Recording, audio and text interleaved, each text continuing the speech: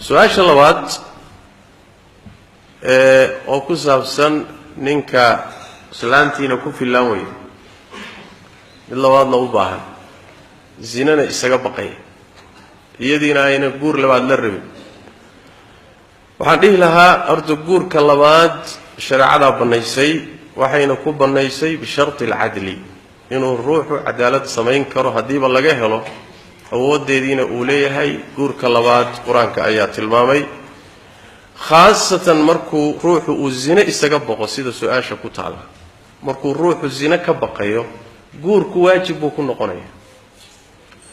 قوركو أقوه الرئيبا سيدو واجبو يهي مركاد أودي كارتو إنا قورسطو هدان الزنا كبقي صلى الله مركا لهلو جمهور أهل العلم وحيلين قوركو مركا إنو روحو قورسطو واللازم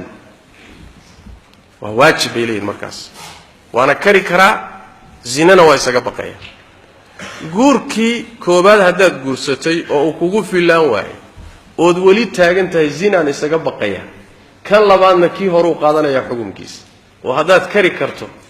zinana isaga baqayso si aadan zina ugu dhicin waa inaad guursato waa xaaladda xataa shariicadu fasaxday inuu ninku guursado adoon markuu ka ilmo dhalo ilmihii uu ka dhalay adooma noqonaya dalika liman khashiya al'anata minkum adoomada guursigooda ilaan markaad adoonta aad guursato adoonta ninba iska loo sayid ay u tahay ee sayid waa Soomaa adoonta markaad guursato ilmahaad ka dhasho adoo xor ah ilmuhu hooyadii buu raacaya adoon buu noqonaya marka xataa ilmahaagu inay adooman noqdaan nin kale leeyahay oo sida shahwadaada zina kaga ilaaliso ayaa dhaanta inaad zina ku dhacdo ذلك لمن خشي العنة منكم وأن تصبروا خير لكم بالي مركا نيكا waxaan dhihi lahaa iska guurso dumar ogolaada ma jiraan haduu ka sugayo islaantu inay u ogolaato guurso wuxuu baahan yahay in loo sheego dumar ogolaada ma jiro ragooda u ogolaada guurso sababtuna wax weeye waa waxa ilaahay ku abuuray oo qayrada awaa